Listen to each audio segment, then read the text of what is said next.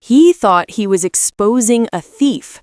Instead, he exposed his own prejudice and faced a truth that left him speechless in front of everyone. The afternoon sun poured through the towering glass windows of the shopping mall, scattering shards of light across polished marble floors. Shoppers moved in a steady rhythm, families juggling shopping bags, teenagers laughing as they scrolled through their phones, couples drifting from store to store in easy conversation. The hum of voices and the click of hurried footsteps created a familiar symphony, broken occasionally by the low crackle of a security guard's radio as he paced the corridors. Amid the bustle, she entered, an elegant black woman in her mid-40s. She did not need flashy clothes to announce her presence. Her quiet grace did it for her. Her posture was straight, her steps measured, and her gaze deliberate as she scanned the displays. She carried herself like someone who belonged, yet not everyone would see it that way. Her dress was simple but refined, a muted color that caught the sunlight just enough to suggest taste without extravagance. Her expression was calm, composed, though behind her eyes lingered a trace of something heavier, an unspoken weariness carried from years of being watched too closely, judged too quickly. And as she moved further into the mall's heart, that weight stirred again, though no one else could feel it. She stepped into the mall's high-end boutiques, the kind where glass shelves gleamed and mannequins were dressed in clothes priced higher than most people's rent. The air smelled faintly of expensive perfume, and the soft hum of music floated above the racks of silk, leather, and polished wood. She ran her fingertips lightly across a row of dresses, pausing now and then to examine the stitching, to check the tags with quieted interest. Her movements were unhurried, deliberate, as though she were savoring the moment rather than rushing toward purchase. Behind the counter, the store manager noticed her immediately. A man in his early 30s, with slicked back hair and a calculating stare, leaned forward ever so slightly. His gaze was sharp, almost predatory, scanning her every gesture. Something hardened in his expression. He bent toward a young employee and whispered, his voice low but laced with certainty, "Keep an eye on her. Something doesn't feel right." The associate hesitated, but nodded nervously. The manager's suspicion grew with every step she took, every garment she held in her hands without rushing to the register. In his mind, her calm deliberation was not curiosity, it was a threat. And already he was preparing to act. After a few thoughtful minutes, she gathered a small selection. 2 dresses draped neatly over her arm and a leather handbag that caught her eye. Carrying them with care, she approached the counter, her expression still composed, her steps unhurried. The cashier offered a polite smile, reaching to scan the items. But before the process could even begin, the manager stepped forward, his voice cutting through the hum of the store like a blade. "Do you actually plan to pay for these?" he asked, loud enough for others to hear. "We've had issues before." The woman blinked, stunned by the directness of the accusation. Her lips parted, and she answered with a calm, respectful tone, "Of course, that's why I've brought them here." He didn't let her finish. With a dismissive wave of his hand, he pulled out his phone. "Mall security, please. We have someone acting suspicious. Probably doesn't belong here." The words hung heavy in the air. A hush rippled through the boutique. Some shoppers froze, eyes flicking nervously between the two.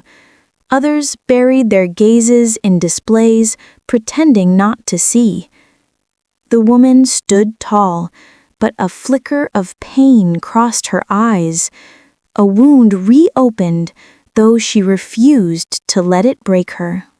Moments later, the heavy steps of two uniformed security officers echoed against the boutique's polished floor.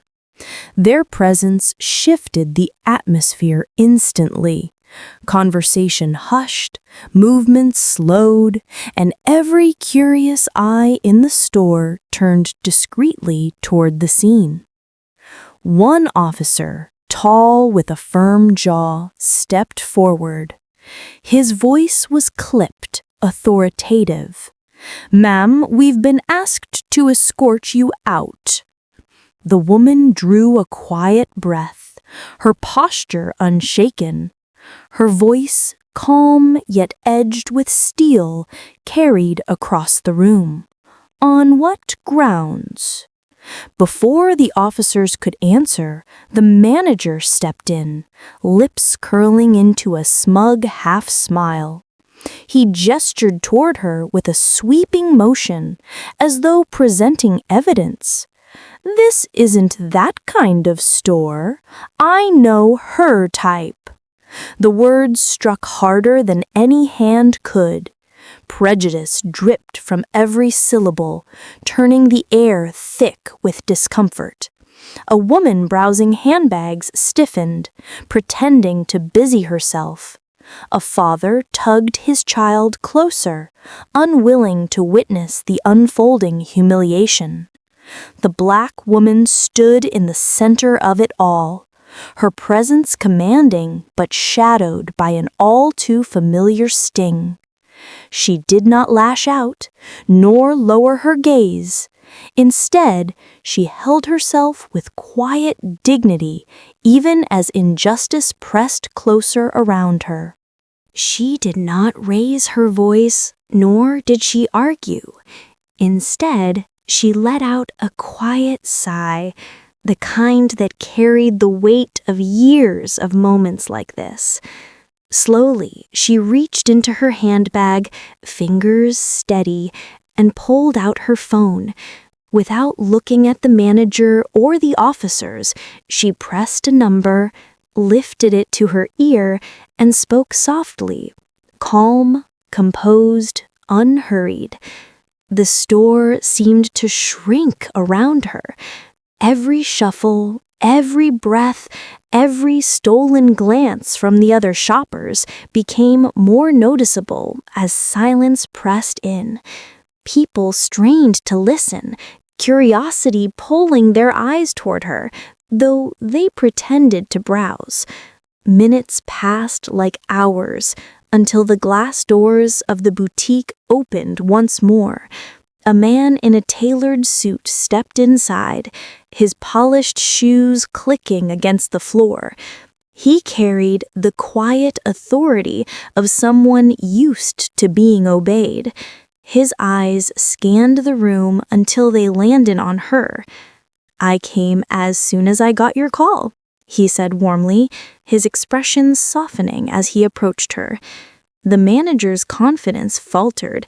His shoulders stiffened, his smugness cracking just slightly, yet still he stood his ground, clinging to suspicion like a shield he refused to lower. The suited man stepped closer, his presence commanding immediate attention. He glanced at the security officers, then at the manager, his tone sharp but calm. "Is there a problem?"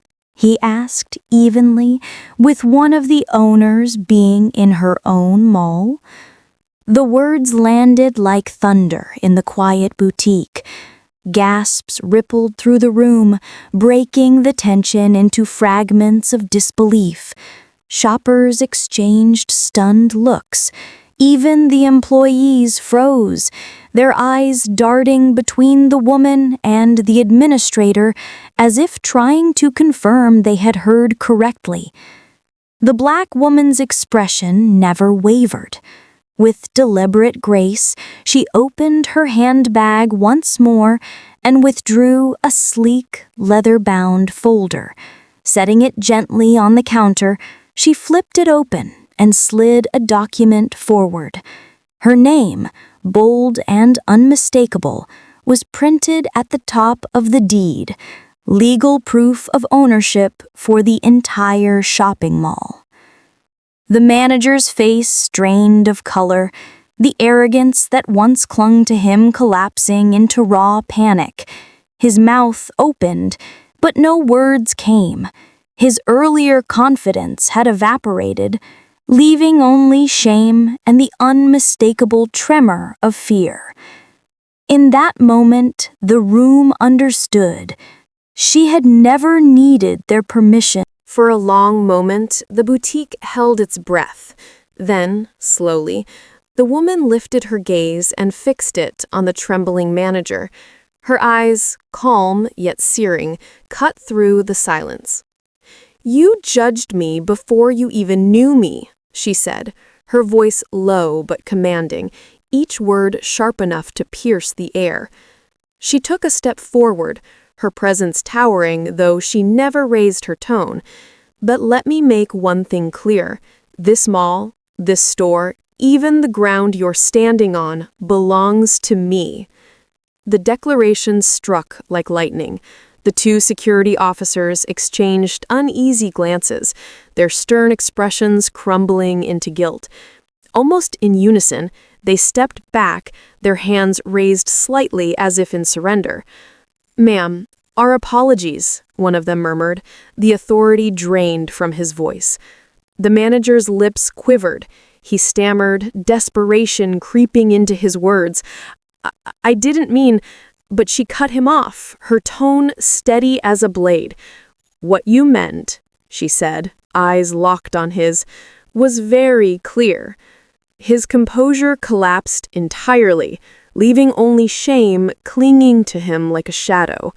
Around them, the store remained silent, every witness now understanding the true balance of power.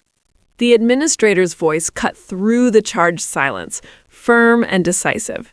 "You're finished here," he told the manager, his words leaving no room for debate. "Your behavior is unworthy of this mall's standards and of the people who walk through these doors." The finality of his tone echoed like a gavel striking. The manager sagged where he stood, his face pale, his once smug expression replaced with shame and disbelief. No one rushed to defend him. Even the employees, who had been silent spectators, lowered their eyes, unwilling to share in his disgrace. The woman said nothing. She didn't need to. With quiet dignity, she retrieved her items from the counter, placed them neatly into a bag, and adjusted it over her arm. There was no triumph in her eyes, no desire to humiliate further. She turned toward the exit with the same grace with which she had entered, her step steady, her presence undeniable. As she disappeared into the afternoon light, the weight of the moment lingered behind her. A voice, soft yet unshakable, framed the lesson. Respect should never depend on appearances. True power does not need to shout. It reveals itself when injustice is at its loudest. Prejudice blinds, but dignity shines brighter than suspicion ever could.